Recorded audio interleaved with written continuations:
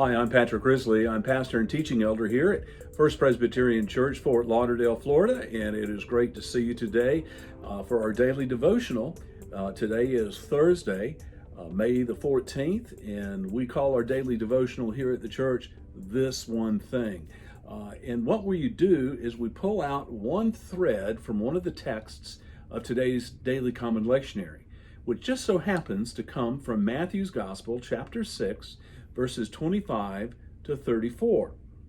Now we're picking up in the Sermon on the Mount, and Jesus has been talking about the things that we are to be focusing upon and things we're not to be focusing upon. He was just finished talking about how in our lives we cannot serve more than a single master, because if we serve more than one master, we will have our attention divided and we will not give good effort to either. And he immediately moves to today's text, where he begins to talk about something that is so relevant for today's world of COVID-19. It's the issue of worry, of fear. What do we do with this fear? What do we do with this worry? Well, our text today kind of unpacks that, and it just writes itself. And I could wax eloquent on worry, but I'm not. Rather, I'm going to let the scripture itself teach us and give us devotional things to think about today. This is written from Dr. Eugene Peterson, the late Presbyterian pastor who wrote his new church up in Baltimore a new Bible so they could understand it in their common language. And I'm going to be reading from the Message paraphrase that Dr. Peterson wrote for his own members. So listen for the word of the Lord. See what Jesus is saying about worry. Hear the word of the Lord. If you decide for God, living a life of God worship, it follows then that you don't fuss about what's on the table at meal times, or whether the clothes in your closet are of the latest fashion. There is far more to your life than the food you put in your stomach, more to your outer appearance than the clothes you hang on your body. Just look at the birds. Free, unfettered, not tied down to any job descriptions. Careless in the care of God. And you, beloved, count far more than birds. Has anyone, by fussing in front of a mirror, ever gotten taller so much as an inch? All this time and money wasted on fashion, do you think it makes that much difference? Instead of looking at the fashions, why don't you walk out into the fields and look at the wildflowers? They never primp, they never shop.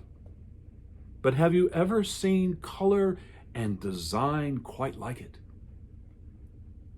The 10 best men and women in the country look shabby standing up next to them. Now, if God gives such attention to the appearance of wildflowers, most of which are never seen, don't you think God will attend to you, take pride in you, do his best for you? What I'm trying to do here is to get you to relax, not to be so preoccupied with getting, so you can respond to God's giving instead. People who don't know God and the way he works fuss over these things, but you know both God and how God works. Steep your life in God reality, God initiative, God provisions. Don't worry about missing out. You'll find your everyday human concerns all met. Give your entire attention to what God is doing right now.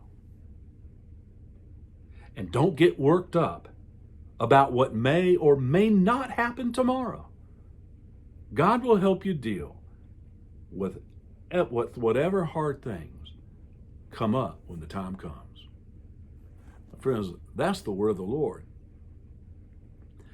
Beloved friends, if you are experiencing hard times, if you are worried, if you reach your hand out to grab something in the midst of your fear or anxiousness, then remember this one thing. Reach up to grab the hand of Jesus, and he will slow his step down to match yours. And he will supply everything you need right at that moment. He promised he would. Friends, I'll see you in church. Be blessed.